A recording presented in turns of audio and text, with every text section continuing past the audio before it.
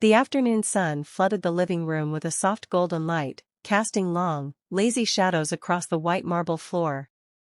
Everything looked perfect, the kind of perfect that could only exist in Instagram photos or the glossy pages of a magazine.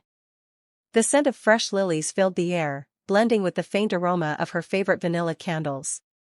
The fireplace crackled softly, even though it was warm outside, because she loved the way it made the house feel more like a home. Emma was humming quietly to herself, a soft, content sound that floated through the room as she arranged a new bouquet in a tall glass vase. She wore a simple blue dress, barefoot, her hair loosely tied back. To anyone peeking through the window, it would have looked like a portrait of happiness, a woman comfortable, loved, safe. But that illusion was about to shatter. Upstairs, Daniel stood motionless in his office, a crumpled envelope trembling in his hand. His heart hammered against his ribs, a deafening drumbeat that drowned out the world around him. The words on the letter burned into his mind, sharper than any knife. I never meant for you to find out. It was only one night. Please don't hate me. The handwriting was unmistakable. Emma's. And the name scrawled at the bottom of the note, James, was just as unmistakable. James, his best friend since college. James, the man he trusted more than his own brother. Daniel's mouth tasted like ash. His pulse roared in his ears. Part of him wanted to march downstairs and demand answers, scream at her until the neighbors called the cops.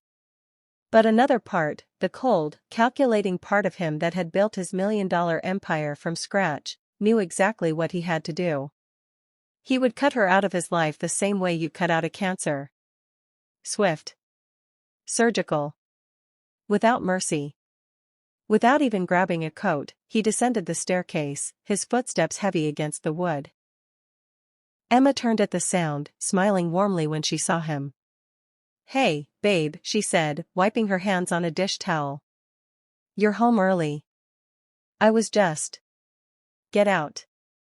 The words cut through the room like a gunshot. Emma froze, the smile sliding from her face. What are you talking about? Daniel didn't flinch. He didn't yell. His voice was deadly calm. You're leaving. Now. Pack whatever you want. Or don't. I don't care. Her hand shook slightly as she set down the towel. Daniel, you're scaring me. What's going on? He tossed the crumpled letter onto the kitchen island. It landed with a soft thud. Emma stared at it like it was a live grenade. You know exactly what's going on, he said. I don't want to hear a single excuse. I don't want to hear a single lie. This marriage is over. Tears sprang to her eyes, but Daniel saw no sadness in them, only guilt. Only fear. Please, she whispered. It was a mistake. One night. It didn't mean anything. Please, Daniel, please don't do this. Save it, he said coldly, already turning away. You're lucky I'm not pressing charges. If you're not gone in an hour, I'll have security throw you out. Emma's breath hitched. Her whole body shook. But she saw, finally, that he meant every word. The man she married, the man who once held her through her worst nightmares, was gone. In his place stood a stranger, carved from ice and steel. Without another word, Emma stumbled toward the bedroom. She left her flowers on the table, the lilies wilting in the fading sunlight. Within 45 minutes, she was gone. Daniel stood alone in the silence, watching the front door swing shut behind her. He thought he would feel victorious. Empowered.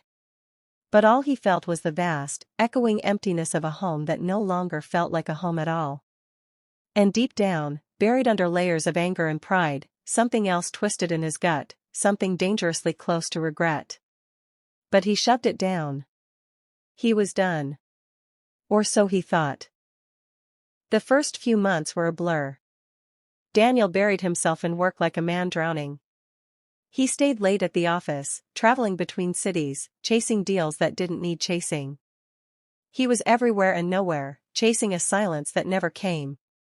The nights were the worst. The house, once filled with Emma's soft humming and the gentle clink of her coffee cups, now echoed like a mausoleum. Every corner whispered memories he didn't want to face. Her laugh still haunted the hallways. Her favorite books still lined the shelves, mocking him with their untouched spines. He sold the house 6 months after she left. Too many ghosts. He bought a sleek penthouse downtown, all steel and glass, clean, sharp, empty. Just the way he wanted it. No photos.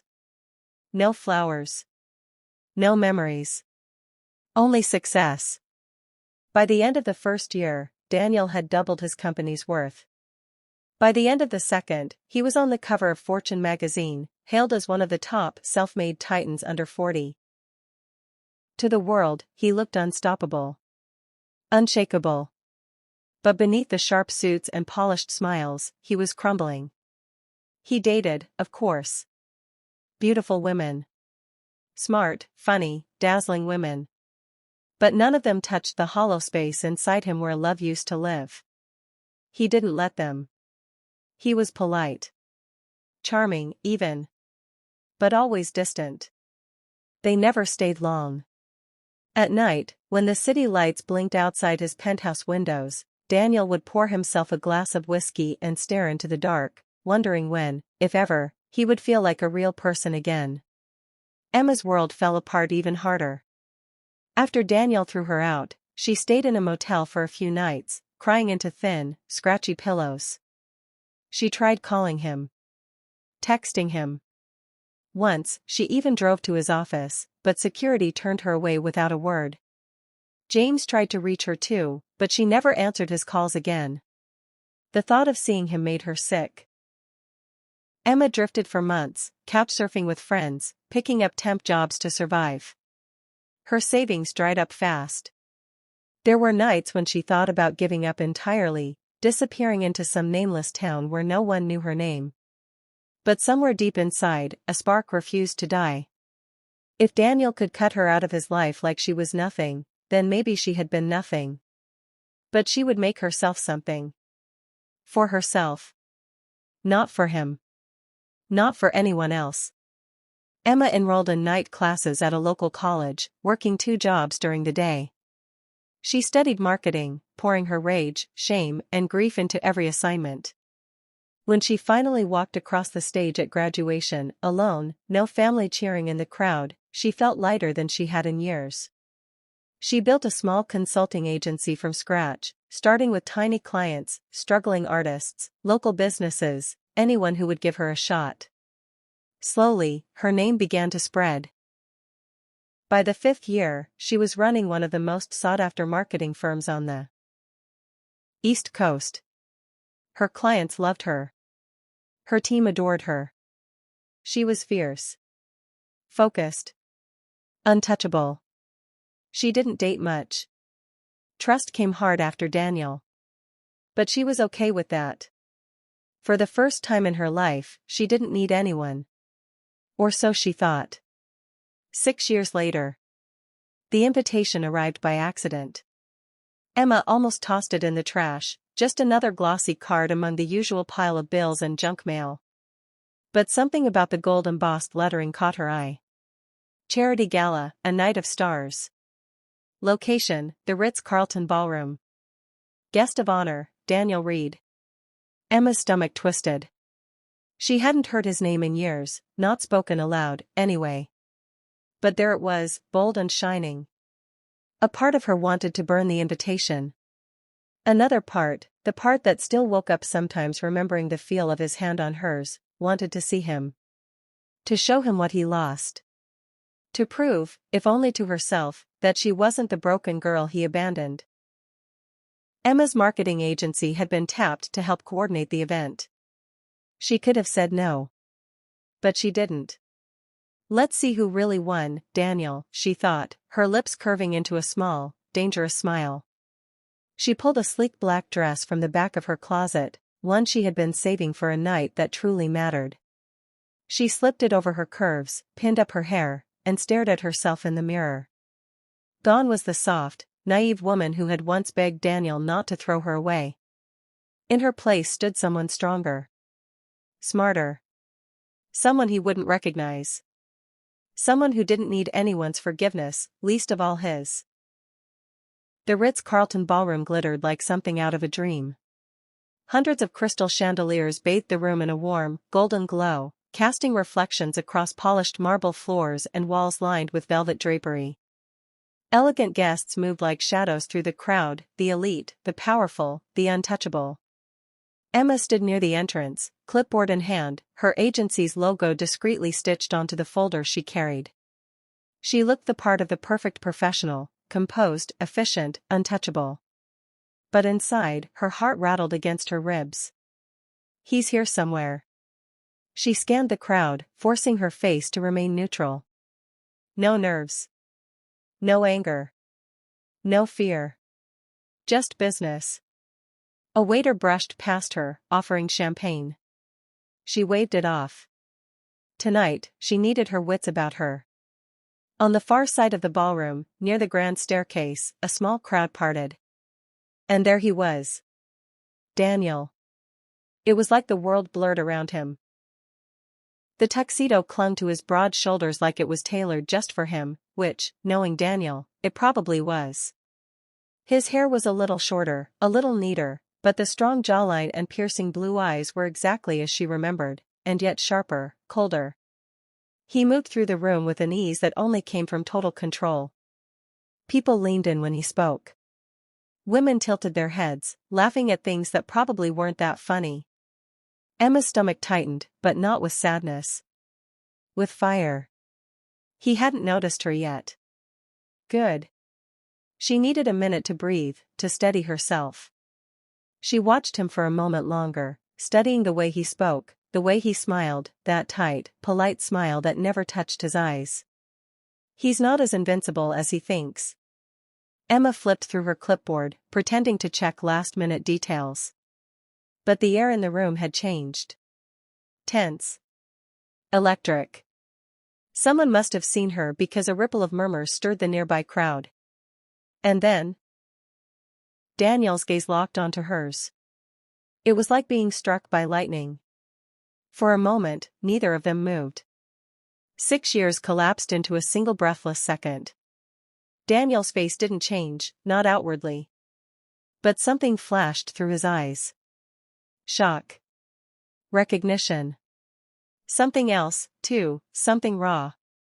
He took a step toward her, unconscious, instinctive. Then another. Emma braced herself.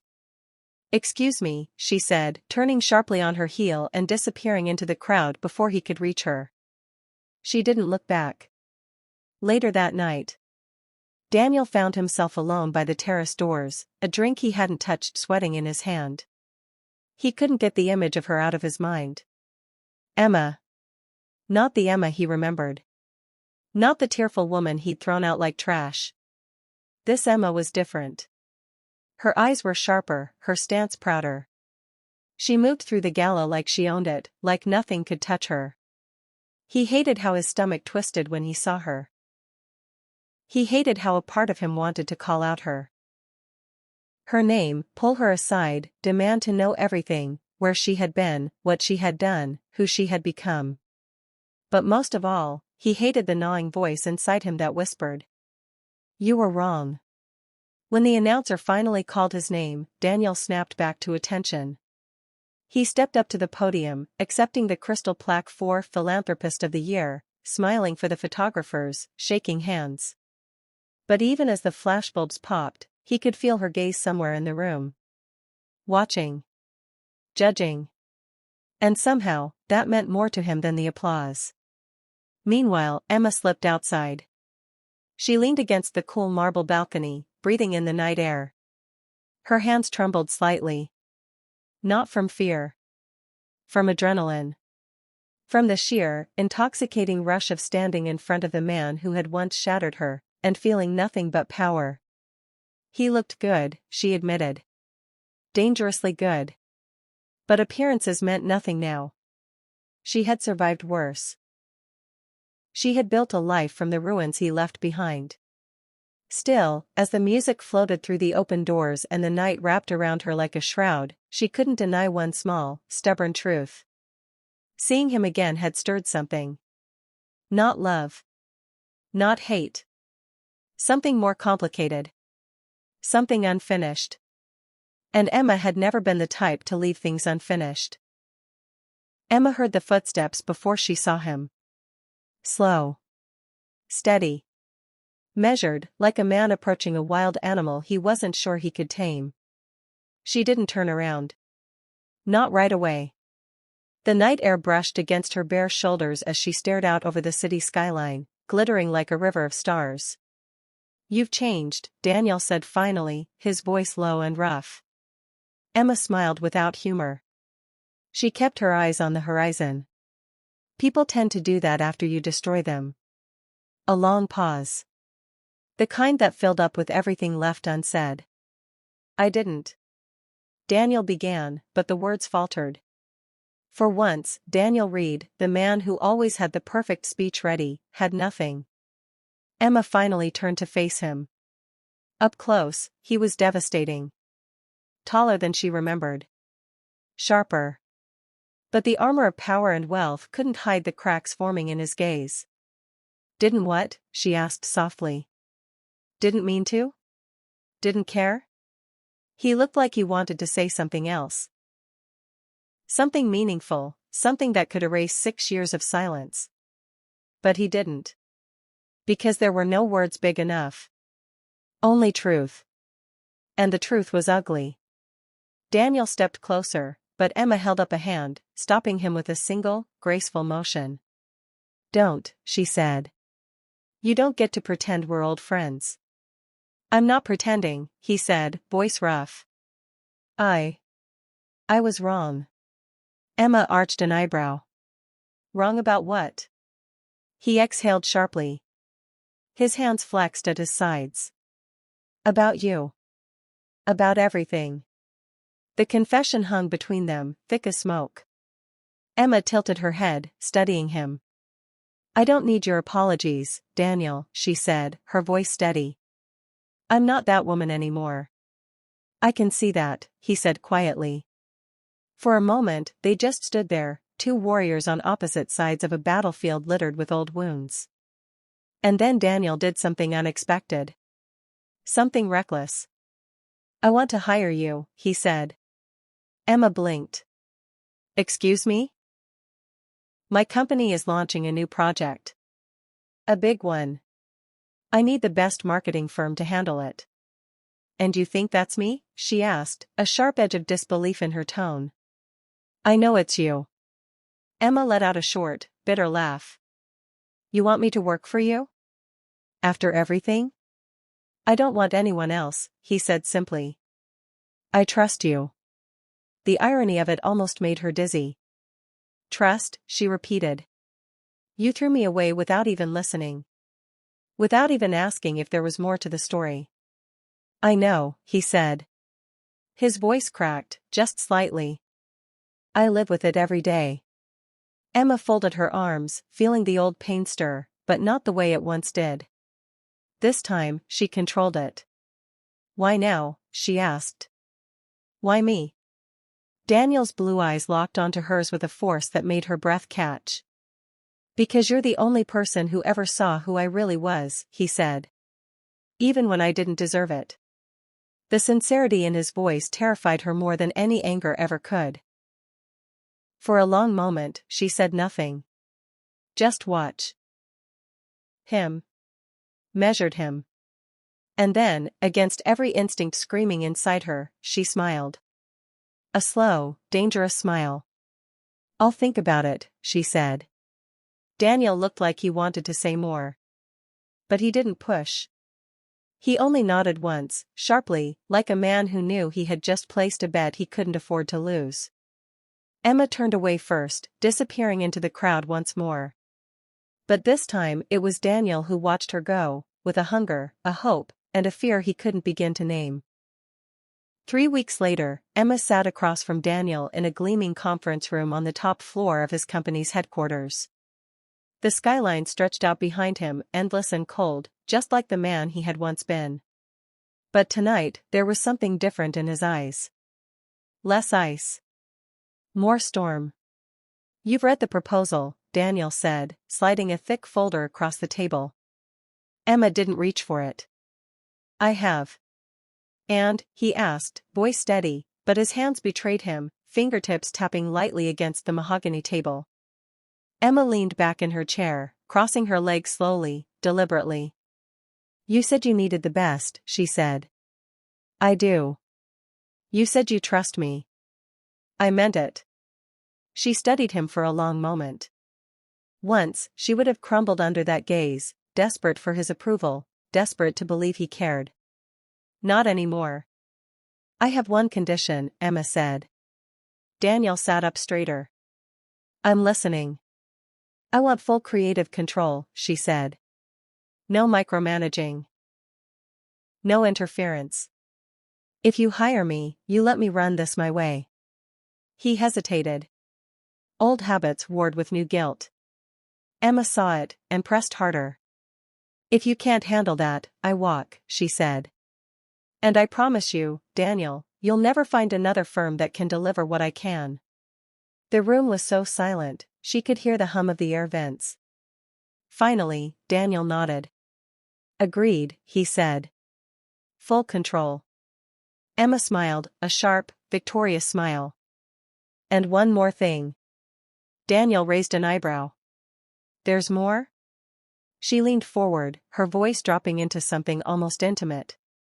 When this is over, she said, I want you to remember one thing. What's that? He asked, his voice tight. That I didn't succeed because of you, she said. I succeeded in spite of you. For a moment, Daniel said nothing. His jaw clenched. His throat bobbed with a hard swallow.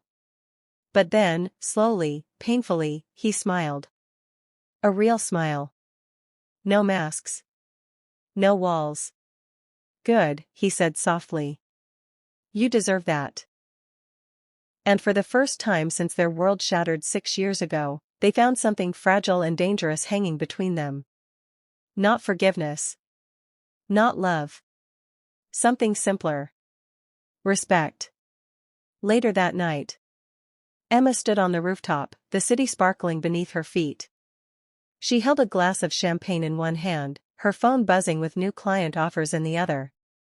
The campaign launch had been a resounding success, praised in every major business magazine, trending on every social platform. Daniel's company soared to new heights. And Emma's name was now synonymous with power. She had everything she had fought for, and more. As she stared into the endless night, the door behind her creaked open. Daniel stepped out, his jacket slung over one shoulder, his tie loosened. He didn't say anything. He just stood beside her, silent and steady. For a while, they watched the city together. Finally, Daniel spoke. Are we okay? He asked, his voice barely above a whisper. Emma turned to look at him, really look at him. She saw the man he had been. The boy who had been afraid. The king who had nearly lost his crown. And she saw herself, the woman who had risen from the ashes. Stronger. Wiser. Whole. We're not what we used to be, she said quietly. But maybe, that's a good thing. Daniel nodded slowly. Maybe, he echoed. He didn't reach for her. He didn't ask for more. And Emma was grateful for that. Some stories didn't need fairy tale endings. Some wounds didn't need stitching closed. Sometimes, survival was the happy ending. And Emma had survived. Beautifully. Brilliantly. Finally.